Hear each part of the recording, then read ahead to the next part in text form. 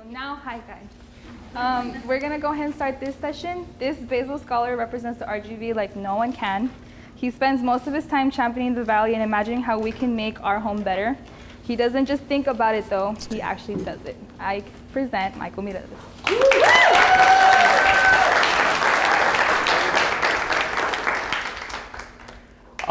Before we get settled, I just wanted to take this opportunity to thank my teammates, and especially the seniors. We're a group of high school students, and they've been juggling AP exams, college applications, financial aid, and this festival.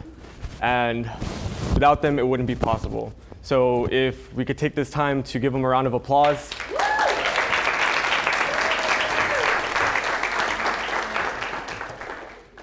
I wanted to start by telling you guys a story. When I was in the 6th grade, a group of friends and I, like every kid growing up, realized how bored we were.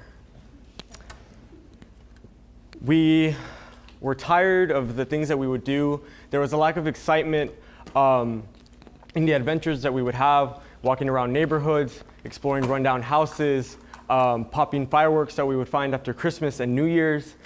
And we knew that other kids felt the same way too. And maybe even some of the adults that we knew. So we decided that we wanted to make people laugh. We wanted to make funny videos that joked about things that no one would really joke about in the Valley. Things that people would mention, but no one would really talk about in the Valley. Some of the concepts behind these jokes included things such as airport security, middle school attendance, Valley burglaries, all things that were slightly more unique because of their influence by the Valley and the people of the Valley. And I know as of right now, the joke and humor behind those concepts might not be so clear to you. And unfortunately, that's because, like many of the ideas that we all have as kids, we never actually made them a reality. We never fully recorded a skit. We never actually put up a video online.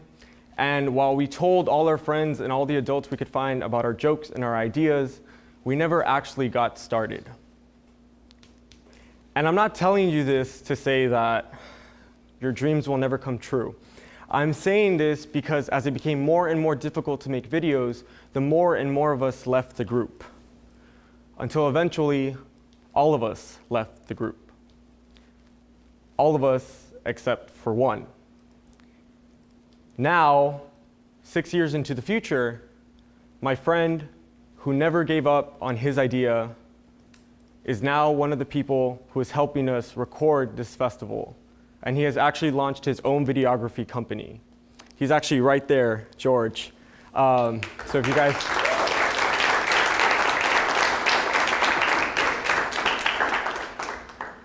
Like George and the rest of the world, we all have tons of ideas every day. How to get to work faster, what would make a good pizza topping, putting jicama in tacos. If I buy smaller plates, I'll eat less, but if I eat more, that's less mess to clean. But as people and as a community, we have the passion and creativity needed to make these ideas more than just ideas. How many of you have ever felt that drive that tells you, start your own band, start your own coding initiative, clean up the local park that's 5 minutes away from your house, take that road trip with your friends that you keep telling everyone you're gonna take but you never actually take? For many of us, while we're sitting down at work, eating lunch, or waiting to drift off to sleep, we get a sense of that feeling, and we remember the ideas that we had as kids. And then after a few minutes, we keep doing what we're doing. And for the most part, that's okay. It's okay to remember ideas because in that moment, you feel as young and as excited as you ever felt before. But for those of you whose ideas are reoccurring, who get that feeling every now and then I have a little bit of advice for you. Stop what you're doing. Hold off on that nap for 5 more minutes. put your phone down, pause the TV show that you're watching, and instead ask yourself, what would it really take for you to make that idea more? When my educator and I came up with the idea for this festival, we talked about the other ideas we had before and how we never got them going. We realized, however, that the difference between STXi and the other ideas we had in years before was the fact that we asked ourselves these three questions.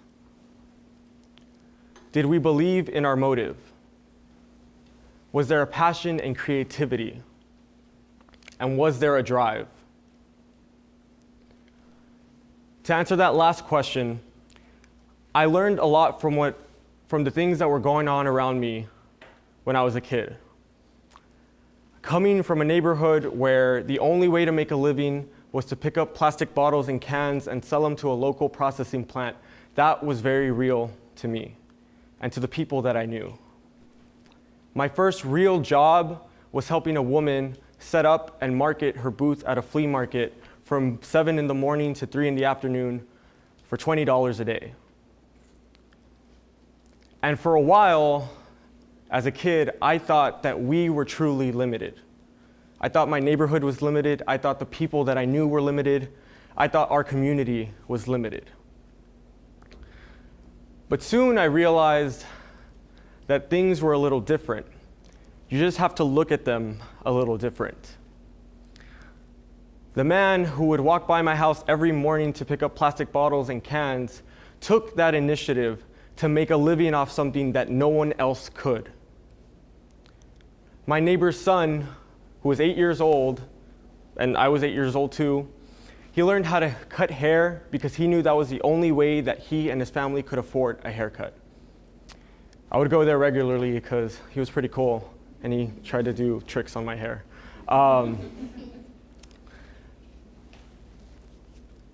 This is one of those pauses. My grandpa, who never had the opportunity to get anything above an elementary education, he is one of the people who has inspired me the most.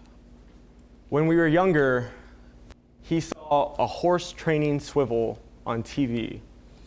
And I'll explain what that is in a bit. And because we had a horse in our backyard, he decided that he wanted to build one because we couldn't buy one. So one day, he leaves the house and he comes back, and with him, he has a rolling chair from I have no idea where and a big metal pole from I have no idea where. And later that afternoon, when I went into the backyard, I saw that this man, who I thought was truly limited, had decided and had the idea to cut the rolling chair in half and attach the bottom portion to the top of the pole so that it would spin. And from there, we tied the horse, and within a month, we taught him how to run in circles on command. And for me, that is the coolest thing I have ever seen in my life. And I've seen elote vendors with the biggest food carts riding around in the smallest bicycles. This was the coolest thing I had ever seen. And for a moment, to me, I was very impressed in the mechanism that he decided to build. But after, maybe it was because I was young, but I didn't know that I was more impressed in the fact that he had actually took the initiative to build it and not the actual invention itself. To be realistic, it was really shoddy and it kind of sucked. It wasn't that great. But I was so proud of the fact that he went out and did it despite the fact that he didn't have any actual materials. That same drive that my grandpa had is the same drive that made the South Texas Ideas Festival possible. With a group of drive-filled high school students who decided that this festival was going to be as big as we wanted it to be. It is this big because we wanted it to be this big. We fought for our ideas vigorously. We faced time constraints, rejections, and trust me when I say this, many, many failures. But we didn't give up. Our team believed in our mission and believed that our purpose was worth fighting for. And that's how we got here.